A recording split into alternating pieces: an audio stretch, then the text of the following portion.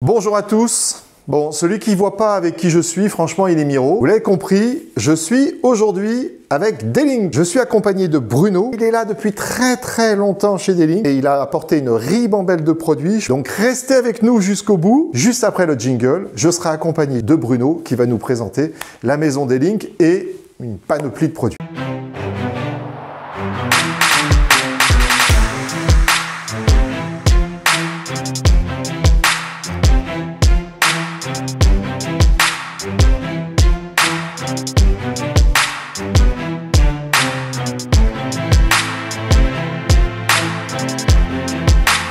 Bah voilà, Bruno est apparu soudainement. Merci sincèrement de ta présence.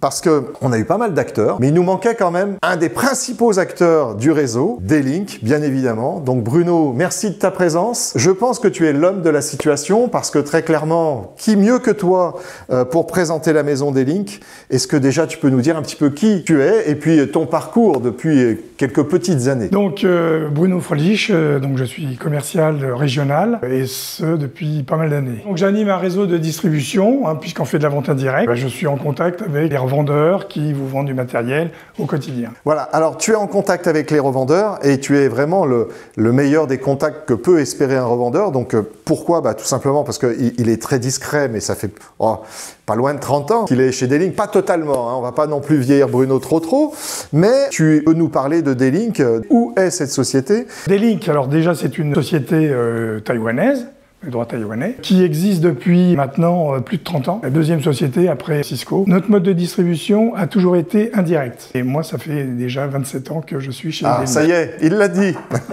Donc, nos gammes de produits, on a toute une gamme de switch qui s'adresse particulièrement aux PME et PMI. Donc, nos gammes de switch, on a des switches qui font du gigabit, du multi-gigabit, du 25 gigabit, bientôt du 100 gigabit. En 2025, on aura des switches 100 gigabit. Et on a une profondeur de gamme qui est un peu inégalée dans la profession. Et sur la partie Wi-Fi, on est majoritairement aujourd'hui sur le Wi-Fi 6, dont on va parler tout à l'heure. Alors d'ailleurs, Bruno, tu nous en parleras quand tu voudras, mais on va démystifier un petit peu le Wi-Fi, alors pas 5 parce que c'est derrière nous, mais le Wi-Fi 6E et ce qu'on nous annonce déjà, on vient à peine de passer en Wi-Fi 6, qu'on nous annonce déjà du Wi-Fi 7. Donc Bruno, tu vas nous démystifier dans un petit moment les questions que peuvent sans doute se poser d'ailleurs les utilisateurs finaux, c'est-à-dire qu'à un moment donné, c'est un peu une course sans cesse à la vitesse. Plus le chiffre est grand, a priori, plus c'est intéressant, mais finalement, tu as quelques arguments pour nous dire que non, il ne faut peut-être pas non plus être la victime à chaque fois de la techno. De la techno, voilà. On a également toute une série de routeurs, 4G, 5G, pour le monde industriel en particulier, mais également pour assurer un backup d'une liaison d'une box qui serait défaillante. Tu vas nous présenter un petit peu la maison D-Link. Déjà, où sont-ils? Que font-ils? Depuis quand? La société donc est de droit taïwanais et au début fabriquée pour des constructeurs européens, en particulier, et à un moment donné s'est dit pourquoi pas mettre nos produits à la marque D-Link dans le monde. D-Link a été fondée en 1986. Est-ce que c'était une société plus orientée système à l'époque que réseau? C'était au début c'était le transfert de données, ouais. Et puis ensuite au fil du temps, le réseau était prévu pour connecter les données, mais des personnes. Je vois sur ta nappe monde qu'il y a quand même beaucoup de points bleus. Est-ce que ça signifie que D-Link est dans tous ces continents déjà? Et qu'est-ce que vous y faites? En Europe, pour parler de l'Europe, on est implanté dans tous les pays européens et on a un hub de stock pour l'Europe qui se trouve en Hollande. Okay. Chaque région, chaque pays est géré par un country manager avec son équipe et on reporte directement à Taïwan. D'accord. Donc la fabrication se fait qu'à Taïwan? Était en Chine au départ et de plus en plus, maintenant, les produits sont fabriqués à Taïwan. Est-ce que tu peux nous parler maintenant un petit peu des marchés sur lesquels répond D-Link? Est-ce que vous avez une orientation particulière vers l'un ou l'autre de ces marchés? Alors tout à l'heure on parlait donc des différentes régions du monde. En France, on est majoritairement sur l'entreprise et les administrations. On parle d'une PME, d'un ETI, voire parfois des grands comptes. Tout à l'heure, tu reviendras sur l'aspect industriel. Je vois sur la table quelques, on va dire, switch et différents matériels, on va dire de façon vague. Vous verrez sur la fin, on a quelques produits sympas là à vous montrer. Dans le milieu M2M, donc machine to machine. Il y a vraiment un axe qui se développe actuellement chez D-Link là-dessus, c'est ça? Oui, tout à fait. Ok, mais ça c'est pour après. Okay. Alors, juste avant, parler aussi du RSE, parce qu'aujourd'hui c'est pareil, dans les appels d'offres, et de plus en plus l'écologie, la réduction de consommation d'énergie, puisque effectivement nos produits sont fabriqués en Asie.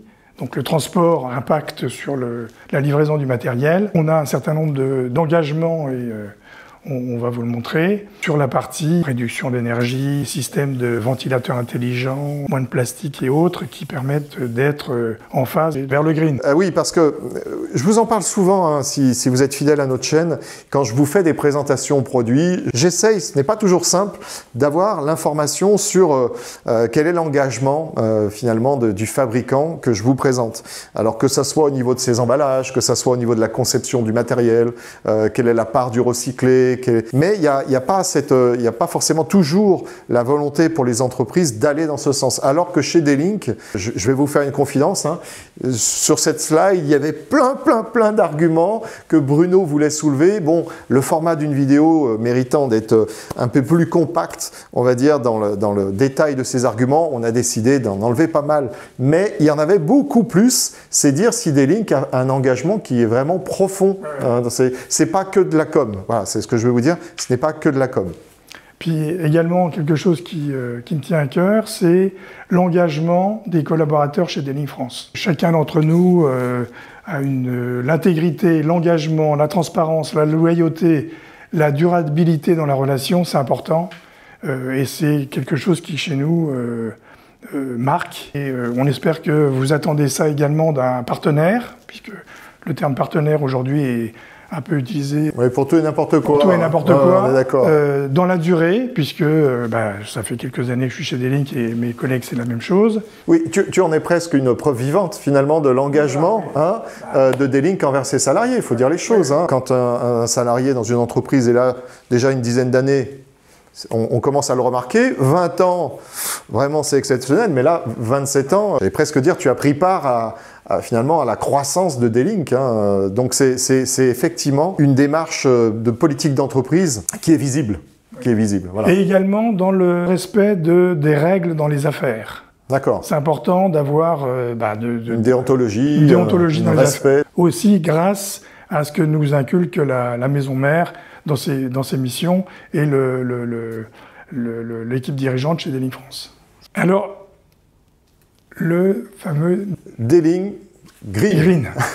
Ok, alors là, tu as beaucoup d'informations parce que comme on vient de se le dire, c'est pas que fait pour faire un peu comme tout le monde et puis balancer ça un petit peu sur une fiche. De toute façon, tu as même sur cette table quelque chose qui va permettre de le mettre en évidence. Hein. Donc le D-Link Green, c'est D-Link qui a été le premier à mettre en place cette notion-là, qui permet de réduire l'énergie. Par exemple, sur un commutateur, il est possible de régler la puissance de la partie électrique.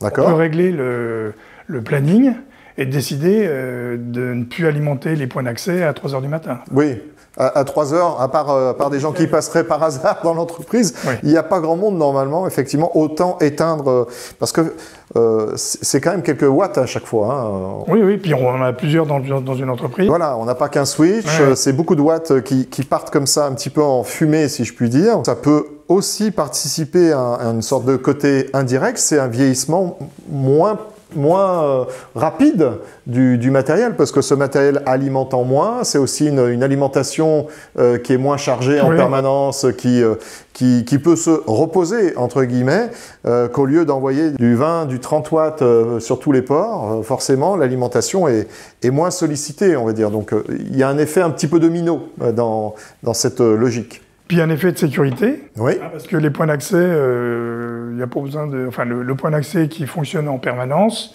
peut permettre à un hacker peut-être de se connecter. Bien sûr, oui, un aspect cyber, on va dire, qui peut être présent. Il y a également des fonctions intéressantes dans un commutateur. Pour certains commutateurs, il y a des ventilateurs qui sont intelligents, et selon le trafic attendu, on peut régler la puissance des ventilateurs. Ce que je vous propose, je parlais du côté green.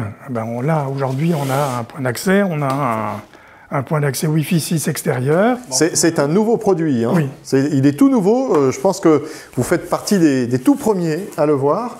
Et là, c'est finalement la mise en exergue, quelque part, de la démarche. Voilà. Alors, il y a un peu de plastique encore, mais il est recyclable. Donc, c'est un point d'accès extérieur étanche. Donc, c'est déjà un très gros point d'accès. Ah, oui, je peux vous dire qu'il est très costaud. Il y a même de quoi le fixer, donc évidemment sur un mât. Ça aussi, c'est des accessoires qui cherchent certains constructeurs payants. Ben, nous, c'est livré avec. Ah oui. Vous avez avec la possibilité de le mettre fixé contre un mur. Il y a même les écrous qui sont livrés avec. Comme il est à l'extérieur, on rajoute, si vous voulez, des presse-étoues pour justement le rendre étanche. Si vous voulez fixer sur un mât, il y a même les colliers qui sont livrés avec. Oui, c'est le soin du détail. Vous avez, et puis évidemment, un point d'accès extérieur, une partie pour mettre à la terre le point d'accès, pour éviter que s'il y a une surtension, elle rentre dans votre réseau. Voilà, par exemple. Et puis, bon, vous voyez, beaucoup de carton et peu de plastique. Oui. Et donc tout ce carton est recyclé. Oui, voilà. Voilà. Dis-moi, mais on l'a sur la table. Tu peux nous parler de ce produit parce qu'il est tout nouveau. Oui. Alors, c'est un point d'accès Wi-Fi 6 et qui est extérieur étanche et qui va être piloté par Nucleus Connect. Alors, Bruno vient de nous parler de Nucleus Connect. Ça, on en parle un peu plus dans quelques minutes. Dans quelques minutes, vous saurez pourquoi il y a un intérêt donc à avoir cette gamme de produits parce que il y a comme un petit outil de management assez sympathique chez D-Link pour aller les administrer, les monitorer à distance. Et donc, il est Wi-Fi 6, donc il nous faut un petit peu de débit forcément au niveau de sa connectique. J'ai pas vu de transfo. Comment on l'alimente, ce petit point d'accès, enfin petit, c'est très très amical, ce point d'accès Wi-Fi, il s'alimente comment? Il s'alimente sur un switch PoE, donc vous avez les ports, et ça sera un switch PoE plutôt 2,5 gigabits. Très bien Bruno, merci déjà de nous avoir apporté ce tout nouveau produit. Et on va maintenant, vous n'allez pas nous voir, mais on va faire un peu de place sur la table. Et alors nous revoilà. La table est propre et maintenant on va parler produits. Bruno, est-ce que tu peux évoquer les gammes principales? Oui, alors la force également de D-Link, c'est que des switches on en fait depuis des années et on a une profondeur et une diversité des gammes telles que on a environ, alors je parle des produits SNMP administrables, on en a plus de 90 références. Ouais. De switch. Okay. Donc normalement, on trouve chaussure à notre pied, si je puis dire ainsi. Dans les produits, je vois ici qu'il y a produit, solution, application. Bah oui, parce que tout ne s'applique pas pour le produit n'est pas fait pour n'importe quoi. Il a forcément une sorte de destination. Est-ce que tu peux nous expliquer un petit peu comment ça fonctionne chez D-Link? C'est un peu comme un serveur. Vous avez à l'intérieur d'un switch des ASIC, un moteur qui est plus ou moins performant selon le nombre d'utilisateurs et l'usage que l'on fait. Donc on vous met un gros switch parce qu'il y a des nécessités de connexion sur des serveurs.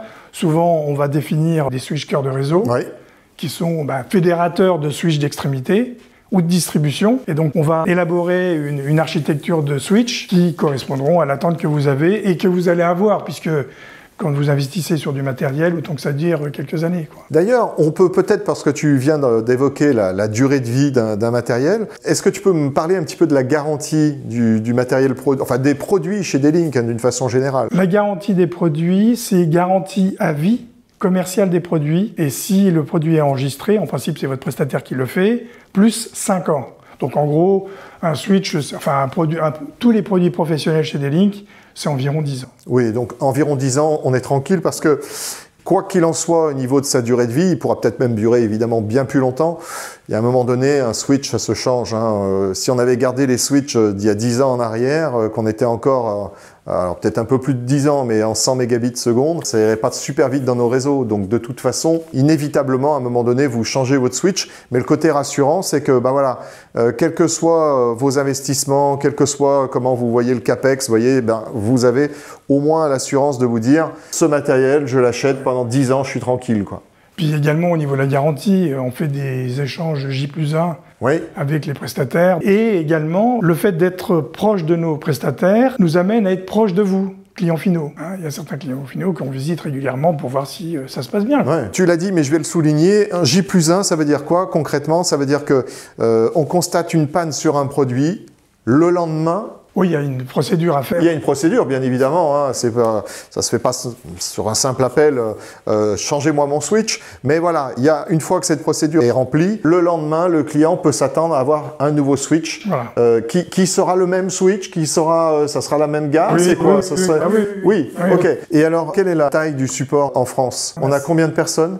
On a plusieurs supports, mais celui auquel je fais appel, c'est 5 personnes en France qui s'occupent de la partie, on va dire, les product managers, ceux qui connaissent très bien les produits et qui sont en mesure d'apporter des modifications sur les softs qui gèrent nos éléments actifs. Ok, donc ça veut dire que là, c'est l'accompagnement et le dépannage. Voilà, cette équipe support. C'est pas mal, hein, 5 personnes en France. Je suis pas sûr qu'on ait beaucoup de fabricants qui aient une telle équipe support. Eh bien, merci déjà pour ce point, parce que c'est toujours un point intéressant, hein, quand même. Il y a la qualité du produit, il y a tout un tas de choses, mais après, il y a la vie du produit. Voilà, la vie du produit, c'est le support, c'est la garantie, c'est l'équipe en place. Donc, c'est toujours un point qui est assez déterminant. En tout cas, chez Carpe Diem, nous, c'est toujours le point qu'on regarde, outre le tarif. On regarde le tarif, mais on regarde le support et la qualité du support technique, parce que c'est là où nos clients nous attendent. Après, vous savez, un tarif, ça s'oublie vite. Vous l'avez payé 5% ou 10% de moins, c'est pas forcément là que va se faire la différence. Par contre, quand c'est en panne, c'est là où le client vous attend, et parce que lui, ce qui l'intéresse, c'est que ça fonctionne. Donc, c'est vraiment un point qui est très important, hein, chez un fabricant. On a parlé de commutateurs en particulier, et puis aussi, évidemment, la partie Wi-Fi. Hein, des points d'accès. Pour nous, aujourd'hui, les ventes se font sur le Wi-Fi 6. On a encore même des demandes de Wi-Fi 5 parce qu'il y a un parc existant.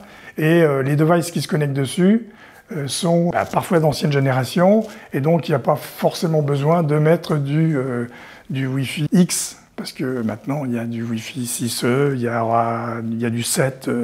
Alors, attends, là, que je sois bien certain d'avoir compris ce que tu es en train de me dire, Bruno.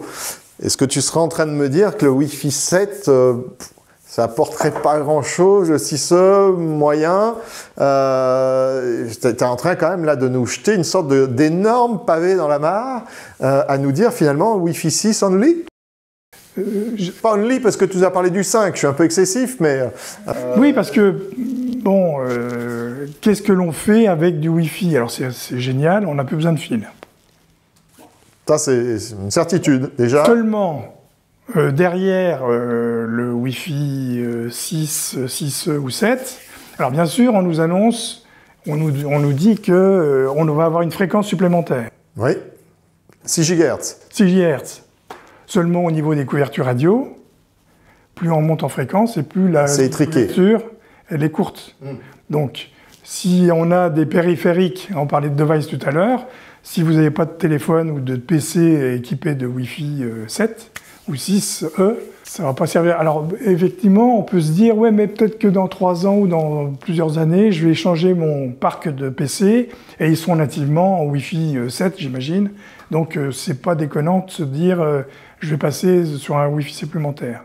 Sauf que on annonce des débits extraordinairement intéressants sur le Wi-Fi 7. Donc là maintenant, le 6E, il n'a plus réellement de raison d'exister. Oui. Puisque là, ça y est, pas mal de constructeurs et D-Link va annoncer en début d'année du Wi-Fi 7 qui va arriver. Donc, quid du Wi-Fi 6E? Oui, et puis on peut même presque ne pas trop comprendre pourquoi on a ajouté un E sur du Wi-Fi 6, parce que si ma mémoire est bonne, on nous avait vendu un petit peu l'argument de dorénavant appeler du Wi-Fi 3, 4, 5 pour simplifier justement la dénomination de ces Wi-Fi. Et là, on en remet une petite louche en nous mettant un E après le 6. Alors, à quoi sert le E? Bon, alors, ceux qui savent. Vous êtes clients finaux. Est-ce que vous savez vraiment à quoi correspond le E ou pas? C'est pas forcément une bonne idée d'avoir introduit ce 6E en plein milieu. Et en tout cas, chez D-Link, vous avez fait le choix de faire le saut directement sur le 7. Il n'y aura pas de 6E dans la gamme. Il y aura un 6E quand même.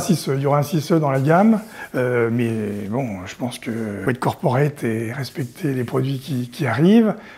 Ça dépend des régions. On parlera du 5G, mais c'est la même chose. Il y a des pays qui sont plus avancés dans des technologies que d'autres, ce qui explique pourquoi on sort des différentes gammes de produits. Ok. Et donc, en tout cas, 2025, le Wi-Fi 7 va faire son apparition dans la gamme. Oui, et le Wi-Fi 7 nécessite de revoir l'infrastructure réseau. Mais c'est pas magique. C'est pas magique. C'est pas magique, parce que pour qu'il y ait des débits sur un point d'accès comme annoncé, annoncer des 10 gigabits sur un point d'accès, c'est quand même extraordinaire. On passe du gigabit habituel sur lequel on se connecte sur sa prise RJ45 à du 10 gigabits. Donc la médiane aujourd'hui, pour rester dans un câblage, est de passer en 2.5, puisque c'est un peu 2.5 gigabits. Maintenant, passant en 10 gigabits, il faut resetter son câblage, et Dieu sait, quand on dit au DSI ou la personne qui est chargée de l'informatique, vous avez votre cahier de recettes, il a été reseté comment, votre système? Cahier de recettes... Il n'y en a pas. Il n'y en a pas. Et donc, faire une recette de câblage, c'est un coût. Wi-Fi 7, ça voudra dire changer une partie des câbles réseau aussi. Et là, les coûts, c'est du temps. Alors, c'est pas tant le câble il coûte ce qu'il coûte, mais le temps d'aller retirer les anciens, d'aller repasser les nouveaux. Je peux vous dire, pour avoir fait quelques plateaux dans ma vie, et encore les plateaux, c'est pas forcément ce qu'il y a de plus difficile à câbler, mais voilà, un changement de câble réseau, ça se fait pas en un claquement de doigts. La borne Wi-Fi, elle est vite au plafond, mais par contre, le changement de câble réseau, c'est un tout petit peu plus coûteux et complexe, on va dire, que cela. Alors, tu as beaucoup d'autres produits dans cette gamme. Est-ce que tu peux nous parler peut-être un petit peu d'autres types de produits, routeurs 4G, 5G? Alors, c'est des produits plus pour l'environnement industriel. On rentre là dans un gros focus métier, j'ai l'impression, chez D-Link. C'est un virage ou ça fait quelques années déjà que vous êtes présent dans ces domaines? On a déjà une gamme de switch industriels. Là, vous avez un switch sur Raidin. Il suffit de le fixer sur un rail un peu comme votre panneau électrique. C'est des produits qui résistent à des températures importantes, qui sont PoE ou pas, qui ont des modules classiques comme les switches bureautiques, sauf qu'ils sont prévus pour être dans des milieux plus hostiles. D'accord. La vidéosurveillance en ville, par exemple, ou des stocks qui sont un peu exposés. Donc c'est résistant à l'humidité, résistant aux vibrations, changement de température, les vibrations. Voilà. Ça peut être malmené, quoi, en quelque sorte. Et c'est surtout, souvent dans les cahiers des charges, ils nous demandent une nomenclature particulière sur ce genre de produit.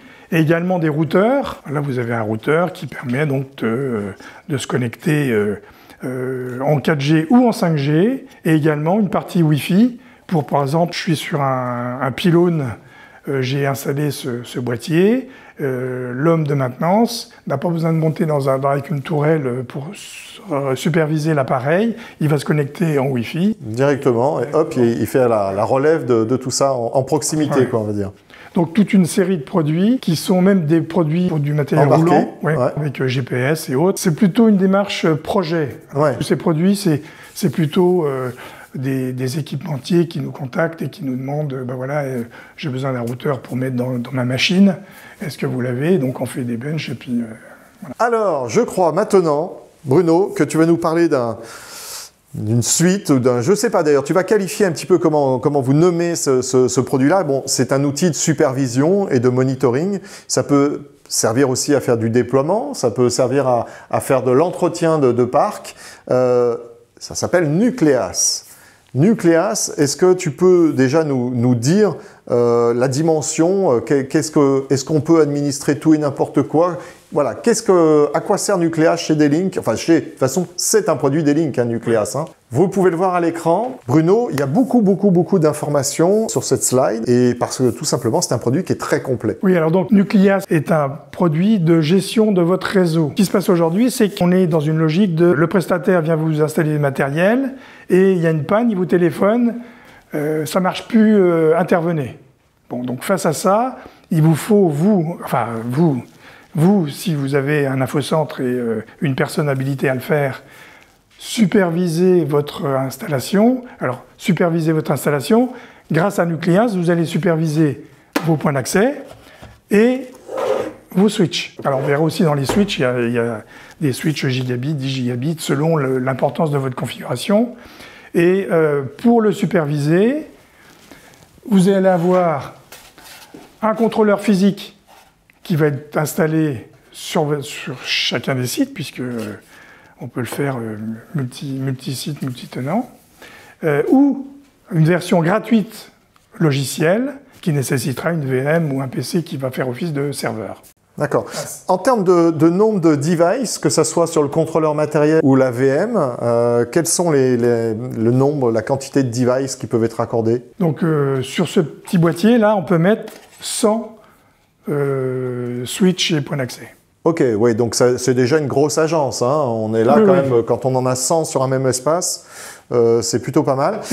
Excuse-moi, et donc ça c'est la version hard, hein, c'est quelque chose qui vaut autour de 200 €, un prix public, et une version gratuite qui permet de gérer jusqu'à 1500, voire plus, de périphériques et de différents clients. Voilà. Donc ça, c'est plutôt pour le prestataire qui supervise ses réseaux. Et alors, ça veut dire qu'en fait, ça demande vachement moins d'investissement d'acheter un contrôleur matériel, parce que sinon, tu l'as dit, il faut virtualiser Nucleas. Et là, il faut quand même avoir déjà un peu plus d'infra dans l'entreprise. Tu l'as dit aussi, ça peut être le prestataire qui a la VM chez lui. Est-ce que les deux peuvent se connecter? Comment ça fonctionne? Oui, alors ils se connectent en SSO au niveau de une liaison sécurisée qui permet au prestataire ou à l'administrateur réseau qui est multisite, qui permet de récupérer des informations sur les différents réseaux et les filiales ou agences qu'il peut avoir. Ok, donc tout ça s'interconnecte. Et est-ce que tu peux rentrer un petit peu plus dans le détail? Qu'est-ce qu'on peut attendre de cette solution Nucleas? Déjà, pour même un site monosite, c'est une gestion centralisée des points d'accès et des switches. Donc ça, c'est très important. Ça vous permet d'avoir un certain nombre de rapports avec des mises à jour automatiques, des alertes si un point d'accès tombe ou un port du switch qui tombe. Et puis, vous allez pouvoir aussi modifier la configuration. Vous décidez, par exemple, alors c'est souvent le prestataire qui s'en charge, vous voulez faire une mise à jour parce qu'il y a un nouveau firmware qui est arrivé, vous le faites selon les dires du client final, le dimanche matin à telle heure, donc vous pouvez différer. Vous pouvez également faire de l'analyse. On parlait tout à l'heure de salle de conférence où on a mis a priori un point d'accès et on s'aperçoit avec les logs qu'on récupère de ce point d'accès qu'il y a un taux de saturation important sur ce fameux point d'accès. Donc peut-être que suite à cet audit, vous allez proposer, le prestataire va vous dire, il faudrait peut-être mieux mettre 2 points d'accès dans cette salle pour équilibrer un peu la charge. Bien sûr.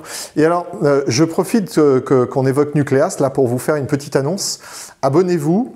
Commentez déjà, faites-moi plein de commentaires sur les produits qu'on a présentés déjà lors de cette vidéo, parce que franchement, je ne m'attendais pas à ce que Bruno vienne avec autant de produits, donc ça serait super sympa que vous commentiez un petit peu, que nous fassiez peut-être même des retours sur la marque D-Link, mais alors surtout, abonnez-vous parce que on va faire une deuxième vidéo au sujet de D-Link, et là, on va rentrer justement dans le cœur du sujet. On aura avec nous le chef produit. Le chef produit, voilà, le chef produit en France D-Link qui va venir nous faire une démonstration. Ça va être une sorte de live. Alors bien évidemment, ça sera enregistré, ça ne sera pas en live, mais dans les conditions du direct, comme l'on dit, eh bien, on va faire une intégration dans Nucleas de matériel. Et on va vivre ça du début à la fin ensemble.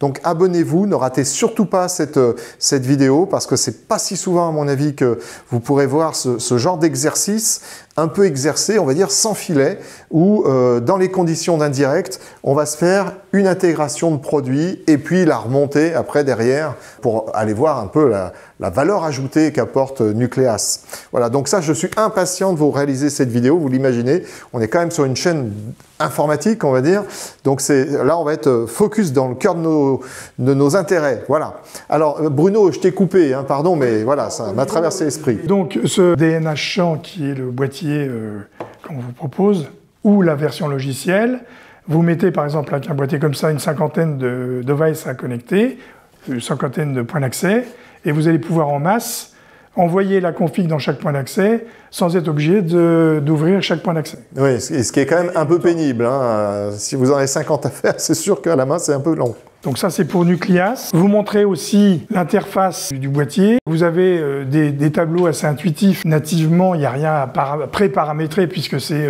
un tableau de bord qui vous permettra d'avoir comme on disait tout à l'heure, automatiser un déploiement d'un certain nombre de points d'accès, une supervision complète. Il y a quelque chose qui devra arriver, qui est dans la prochaine release. On a un logiciel qui permet de faire des pré-études de couverture radio.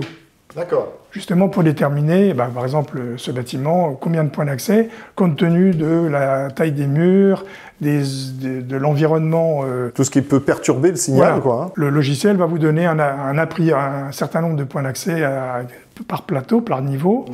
On en voit un petit qui est ici. Hein. Et ça sera actif. Demain, si jamais vous avez une panne, vous allez avoir un petit point rouge qui visuellement pourra attirer votre attention au-delà des informations que vous pouvez avoir. Évidemment, c'est du web, donc n'importe quel type de périphérique qui peut aller récupérer Nucleas, mais est-ce qu'on l'a aussi sur smartphone? Oui. Oui. Oui. Parce que ça, c'est quand même l'outil aujourd'hui de tout tech. Hein. Évidemment, quand tu parlais d'une panne d'un point d'accès Wi-Fi, l'idéal, c'est quand même d'avoir cela sur son smartphone pour pouvoir tout de suite porter un diagnostic et puis répondre au client pourquoi en ce moment ça s'écroule un peu. Déjà avoir une alerte. Voilà, ok. Donc il sera bipé que s'il y a un point d'accès tombe ou un switch. Il y a une notification qui peut être envoyée au niveau du smartphone. Et puis les fameuses notifications. Donc majoritairement, comme je le disais tout à l'heure, sur du Wi-Fi 6, puisque aujourd'hui c'est majoritairement du Wi-Fi 6 qu'on déploie. Et puis une série de switches plutôt PoE, puisque ça va permettre d'alimenter vos périphériques, à des switches 10 gigabits. Ce que tu veux nous dire par là, c'est qu'on est sur ce qui est au plus près de l'utilisateur finalement. C'est pas, pour l'instant en tout cas, c'est pas des switches 25 gigabits ou 100 gigabits. Ou 100 gigabits. Ce qui est administré via Nucleas, c'est l'usage utilisateur. Voilà. Donc ce qui va vous toucher au plus près, que ce soit des points d'accès Wi-Fi directement dans vos salles, ou que ce soit les switches qui viennent alimenter ces points d'accès Wi-Fi et leur donner du réseau aussi. Et puis il y a également pour le prestataire, ou même vous si vous êtes DSI, des rapports qui permettent d'avoir des graphiques historisés les 7 derniers jours sur l'activité, la bande passante utilisée, le nombre de clients connectés, activer les horaires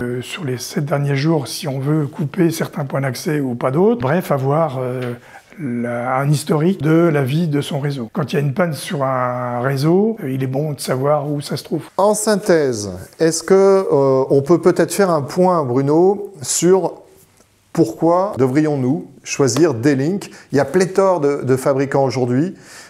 Pourquoi le choix de D-Link est un choix judicieux? Parce que on est, comme on disait tout à l'heure, par rapport à l'esprit dans lequel on veut travailler. On décrivait tout à l'heure nos convictions par rapport à la relation technique et commerciale qu'on peut entretenir aussi bien avec nos réseaux de distribution qu'avec des clients finaux. Parce qu'aujourd'hui, on est de plus en plus en contact avec les clients finaux pour avoir un peu leur feedback et puis améliorer nos produits. Il y a une relation étroite, finalement. Oui. Voilà. Et nos produits, on peut dire qu'aujourd'hui, ils répondent majoritairement aux attentes dominantes du marché. C'est-à-dire des 100 gigabits, on n'en vend pas encore. Il y a des sociétés spécialisées qui sont sur ce genre de créneau. Nous, on est dans la continuité de la nécessité d'avoir de plus en plus de bandes passantes. Donc on aura des switches 100 gigabits l'année prochaine. On parlait tout à l'heure de l'environnement par rapport à la partie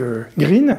Bon, c'est une réalité, vous l'avez vu tout à l'heure en déballant un produit. Une profondeur de gamme inégalée, comme on vous le disait tout à l'heure. Les switches, on a plus de 90 références de switch de différentes séries avec des fonctionnalités plus ou moins étendues. Du routage, des routages intersites et des performances accrues selon le niveau dont on parlait tout à l'heure, des switches d'accès, des switches de distribution et des switches cœur de réseau, avec de la redondance, alimentation et autres. La fiabilité de nos produits, bon, ça fait 30 ans qu'on existe. Si D-Link était pas de bonne qualité, ça ferait longtemps qu'il aurait disparu. Donc dans l'idée, c'est dans une continuité de performance accrue due à la technologie, on a une fiabilité. On retrouve d'ailleurs des vieux switches aujourd'hui qu'on change, ou des vieux points d'accès, des lignes, parce que ils sont toujours là. Ils fonctionnent. Increvables. Bon sang, pensez un peu à nous, revendeurs, qui avons besoin de vendre des switches de temps en temps. Bon, je plaisante, vous l'avez bien évidemment compris. Et puis le support, on dématérialise beaucoup de choses aujourd'hui. Il est important d'avoir quelqu'un qui est en mesure de comprendre la problématique de chacun d'entre vous. Vous êtes dans des entreprises publiques, privées, peu importe. Il faut qu'on soit capable de, compte tenu des contraintes liées à notre matériel, de bien comprendre ce dont vous avez besoin et de vous accompagner en avant-vente, pendant la vente pour vos prestataires et après-vente, puisqu'on va voir parfois des clients finaux sur site. Puis enfin, gage de qualité de nos produits. Nos produits sont garantis à vie du produit, vie commerciale du produit. On rajoute 5 ans après la fin de vie commerciale du produit. Je vais rebondir sur 3 des points que tu nous as évoqués. Il y a effectivement l'engagement écologique de la société. Il y a un deuxième point sur lequel je voulais revenir, c'est la profondeur de gamme de switch. Alors là, on l'a pas, mais si vous êtes fidèle à notre chaîne, vous avez déjà pu le voir. Nous avons un switch D-Link qui est juste, pour moi, une énigme, tant ce switch-là agglomère tout un tas de vitesses ou de points intéressants. Vous avez dans ce switch, je vous mettrai la référence là, parce que à moins que tu l'aies Bruno en tête, moi je ne l'ai plus en tête, mais je vous mettrai la référence ici. Vous avez du gigabit en PoE, vous avez 4 ports 2,5 gigabits en PoE, vous avez du 10 gigabits en Ethernet et vous avez du 10 gigabits en SFP+. Il y a 15-10, 15-20. 15-20, ça doit être ça. Tout cela dans un seul switch. Je peux vous dire que quand vous avez ce switch entre les mains et dans une baie, vous êtes un peu tranquille parce que vous pouvez répondre à peu près à toutes les situations. Du PoE sur du 2.5, bah, ça vous permet de brancher des points d'accès Wi-Fi 6. Du PoE sur du gigabit, bah, ça vous permet de brancher vos téléphones. Tu parlais tout à l'heure de contrôle d'accès. Bah, vos contrôles d'accès sont souvent en gigabit et donc en IP aujourd'hui. Et puis enfin, bah, vous avez quelques serveurs, quelques NAS où vous avez besoin d'un petit débit, j'allais dire petit débit entre grosses guillemets de 10 gigabits, bah vous avez soit l'Ethernet, soit le SFP+, tout cela au sein d'un même seul switch. Donc il y a la profondeur et puis il y a aussi des switches un petit peu à tout faire. Je sais pas comment le qualifier, mais il est vraiment sympa ce switch-là. C'est un switch que nous avons et franchement nous l'apprécions beaucoup. Et puis le troisième point, c'est le support, parce que comme je vous l'ai dit précédemment, le support technique pour moi est vraiment essentiel dans les choix produits que nous pouvons faire et donc que nous conseillons à nos clients. Très clairement, si nous on n'a pas un bon support, on ne conseille pas le produit. Je crois que tu as une dernière slide à nous montrer. Hein, c'est prochainement la mise en service de Nucleas Connect. Le fameux Nucleas Connect, où vous allez voir Asdin qui viendra déballer le produit et montrer comment ça marche. Merci infiniment Bruno pour déjà ta présence, ta sympathie, ton engagement qui se sent, je suis sûr que vous l'avez senti de l'autre côté, à promouvoir finalement le fabricant et la gamme de produits D-Link. Et puis pour cette super présentation. J'étais certain de toute façon de ne pas être déçu parce que je connais Bruno depuis quelques années et je sais qu'il maîtrise complètement, on va dire, les produits, mais surtout qu'il les vit. Vous voyez, je suis assez certain que vous l'avez ressenti. Donc merci Bruno, à très bientôt. Ouais. Et ben rendez-vous avec le directeur technique de D-Link. Ok. À très bientôt. À bientôt.